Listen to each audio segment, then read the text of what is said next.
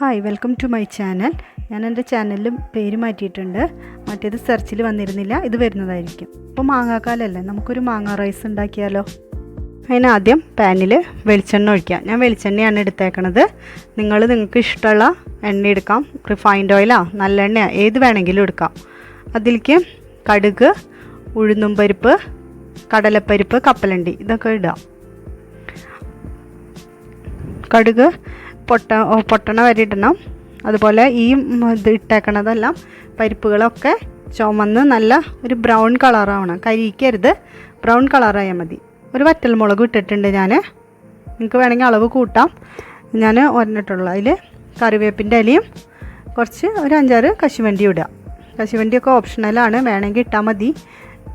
അത് ഞാൻ ഇട്ടുവെന്ന് മാത്രം. നമ്മൾ ബിരിയാണിയൊക്കെ ഉണ്ടാക്കുമ്പോൾ ഇടാനതല്ലേ, അതുപോലെ ഒരു രസം ഉണ്ടാവാൻ വേണ്ടിയിട്ട്. അത് കഴിഞ്ഞിട്ട് ഇതിനെ നന്നായി ബ്രൗൺ നിറാവണ വരെ വഴറ്റാം. ഉണ്ടല്ലേ, ഇപ്പോൾ കളറ് മാറി തുടങ്ങിയിട്ടുണ്ട്. 1 മിനിറ്റും കൂടി വെച്ച് കഴിഞ്ഞാൽ ഇതിൻ്റെ കളർ നന്നായി മാറും. ആ സമയത്ത് നമ്മളതിൽ ഇഞ്ചിയും പച്ചമുളകും ഇടുക. ഇഞ്ചിയും പച്ചമുളകിനും ഒന്ന് ചെറുതായിട്ട് വഴറ്റി കൊടുക്കുക. എന്നിട്ട് അതിൽ ആ ഗ്രേറ്റ് ചെയ്ത മാങ്ങ ചേർക്കുക.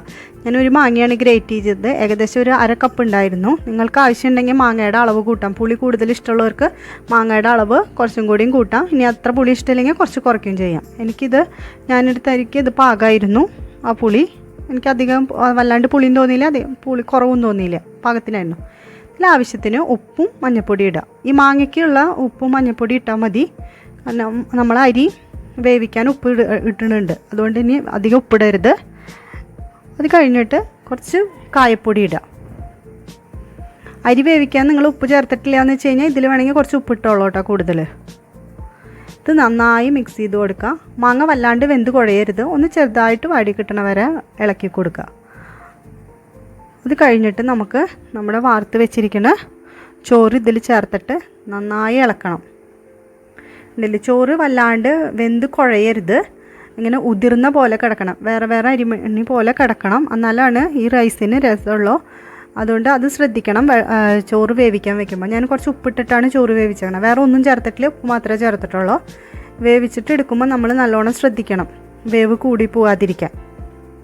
എന്നിട്ട് നന്നായി ഇളക്കി കൊടുക്കുക. അതിലത്തെ ഉപ്പും മാങ്ങയും മഞ്ഞൾപ്പൊടി എല്ലാം എല്ലാ വശത്തും ആവണ വരെ അത് ഇളക്കി കൊടുക്കണം. നന്നായി ശ്രദ്ധിച്ച് ഇളക്കി കൊടുക്കുക. തീ കുറച്ചിടാൻ ശ്രദ്ധിക്കണേ, കാരണം ചിലപ്പോൾ കൂട്ടിയിട്ട് കഴിഞ്ഞാൽ അടി പിടിക്കും.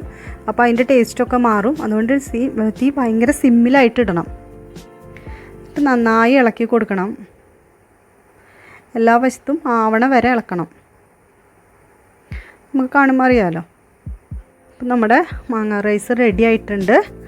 ഇനി നമുക്കിത് തീ ഓഫ് ചെയ്തിട്ട് സെർവ് ചെയ്യാം. നിങ്ങൾക്കിത് ഇഷ്ടമെങ്കിൽ ലൈക്ക് ചെയ്യുക, സബ്സ്ക്രൈബ് ചെയ്യുക, ഷെയറും ചെയ്യുക. Thank you for watching. Take care. Bye bye.